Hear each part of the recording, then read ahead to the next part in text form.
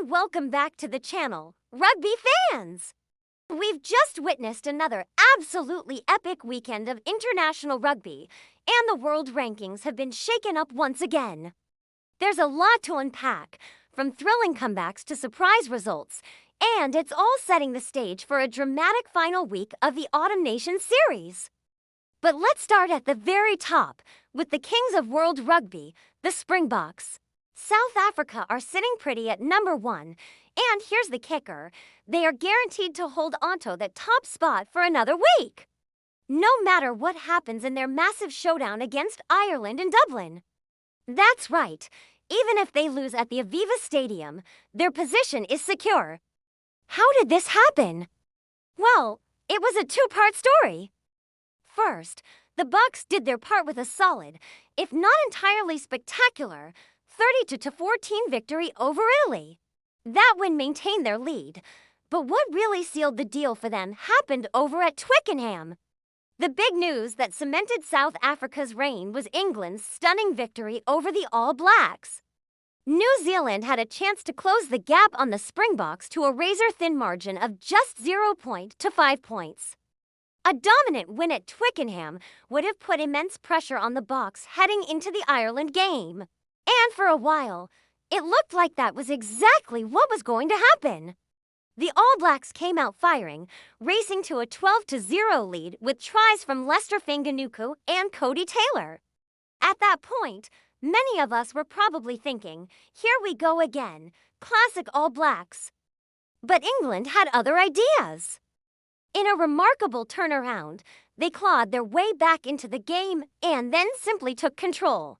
The All Blacks only managed one more try for the rest of the match, a score from the ever-dangerous Will Jordan.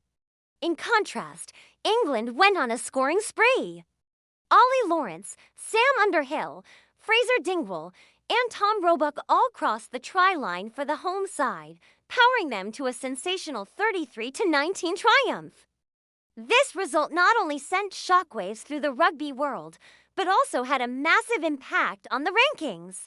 It gave the Springboks a comfortable buffer at the top, meaning they can travel to Dublin with a little less pressure, knowing their number 1 status is safe for now. As for the All Blacks, their hopes of reclaiming the top spot this autumn are now gone. They do have a match this weekend against a struggling Wales side, and while a big win is expected, it won't be enough to close the gap on South Africa. Scott Robertson's men will be disappointed, especially after starting so strongly against England, but they'll be looking to finish their tour on a high note in Cardiff. Now, let's talk about that battle for third place. England's victory wasn't just a favor to South Africa, it was a huge boost for themselves. They've leapfrogged Ireland to claim the number 3 spot in the world. It's a significant move up and a testament to their performance. However, much like the All Blacks, they can't climb any higher this week. Even with a win, they can't catch New Zealand, who are expected to comfortably beat Wales. This sets up a fascinating scenario for Ireland. Andy Farrell's team dropped to 4th place, not because of a loss, but simply because their big 46-19 win over the Wallabies didn't earn them any ranking points against a lower-ranked opponent. But that performance was a real statement. They were clinical, powerful, and looked every bit a top-tier side. Now, they have the ultimate opportunity this weekend. A victory over the number 1 ranked Springboks at home would not only be a massive scalp, but would also see them jump right back into the top 3, potentially leapfrogging England again. The atmosphere in Dublin is going to be electric for that one. So, the top 4 is set for a thrilling final weekend, but the drama doesn't stop there. Further down the rankings, the race for crucial World Cup draw seedings is heating up, and it's getting incredibly tight. Let's look at France. Les Bleus are currently sitting in 5th place. Their 30-21 win over Fiji gave them some breathing room, but their spot in the top tier of seeds for the World Cup draw is not yet guaranteed. They face Australia this weekend, and they need to be careful. A heavy defeat to Joe Schmidt's Wallabies could potentially see them slip down the rankings. While that might seem unlikely given Australia's recent form, anything can happen in Test match rugby. Right on France's heels are Argentina. Los Pumas are in 6th place after pulling off an outstanding comeback victory against Scotland at Murrayfield. Joining Scotland in that second tier of seeds will be Wales. The Welsh finally ended their long barren spell at home with a nail-biting 24-23 victory over Japan. It was a dramatic, edge-of-your-seat finish, and the relief around the Principality Stadium was palpable. While it was a much-needed win for morale, it doesn't do much for their ranking, which sees them down in 12th place. They face a monumental task this weekend against a wounded All Blacks side, and it's hard to see them getting a result there. Let's quickly run through the current top 20 rankings as of this week. South Africa are first on 93.06 points. New Zealand are second with 90.33. England are now third at 89.09, with Ireland just behind them in fourth on 88.85. France holds 5th place with 87.07, and Argentina are 6th with 85.30.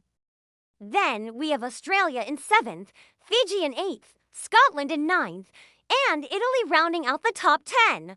Below them, we see Georgia, Wales, and Japan, followed by a cluster of teams like Spain, Uruguay, and the USA, all fighting for their own positions. That's just fascinating how one weekend of results can cause so many shifts and create so much drama. England's win over New Zealand was the big one, a result that benefited not only themselves, but also locked in South Africa's top spot. Now all eyes turn to this weekend. The headline act is undoubtedly Ireland versus South Africa in Dublin. It's fourth against first, a clash of titans, and a chance for Ireland to make a huge statement and reclaim a spot in the top 3. We also have the All Blacks looking to vent their frustration against Wales, and England aiming to solidify their position. Plus, that crucial fight for seeding between France, Argentina, and even Australia adds another layer of intrigue. It's going to be a blockbuster conclusion to the autumn series. What are your predictions for the final weekend? Can Ireland topple the Springboks? Will the All Blacks bounce back with a huge scoreline against Wales? And who do you think will secure those vital top seedings for the World Cup draw? Let me know all your thoughts and predictions down in the comments below. I love reading through them and seeing what you all think. It's going to be an incredible weekend of rugby, and I can't wait to see how it all unfolds. Thanks for watching, everyone. If you enjoyed this breakdown, don't forget to give the video a thumbs up and subscribe to the channel for more rugby analysis and news. We'll be back next week to break down all the results. Until then, take care.